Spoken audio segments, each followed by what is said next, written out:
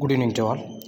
இன்றைக்கி நான் என்ன சொல்ல போகிறேன் அப்படின்னா, எக்ஸாம் வந்து அந்த டயத்தில் இருக்கக்கூடிய நமக்கு ஏற்படக்கூடிய ஃபெயிலியர்ஸ் ப்ளஸ் நம்மளுடைய வாழ்க்கையில் நம்ம வந்து எப்படி இருக்கணும், தோல்விகளை எப்படி எடுத்துக்கணும் அப்படிங்கிறதுக்கு ஒரு 4 பாயிண்ட்ஸ் வந்து சொல்ல போகிறேன். இது வந்து எக்ஸாம் எக்ஸ்பர்ட்ஸ்கிட்டேருந்து நிறைய வந்து சக்ஸஸ் ஆனவங்கள்ட்டேருந்து எடுக்கப்பட்ட இந்த 4 பாயிண்ட்ஸு.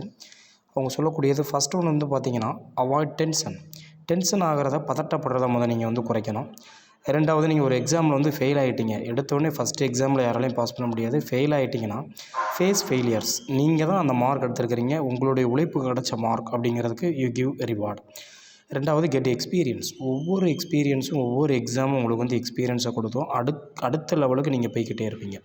ஸோ உங்களுக்கு எக்ஸ்பீரியன்ஸ் எல்லாமே சேர்ந்து ஒரு நாள் நிச்சயமாக வெற்றி கிடைக்கும். இதுபோக லாஸ்ட் மெயின் பாயிண்ட் வந்து என்ன பண்ணால், ஒர்க் ஹார்ட். கடினமாக நம்ம வந்து உழைச்சிக்கிட்டே இருந்தோம் அப்படின்னா டெஃபினட்டாக வந்து நமக்கு வந்து சக்ஸஸ் நம்ம வந்து கையாளலாம். தேங்க்யூ.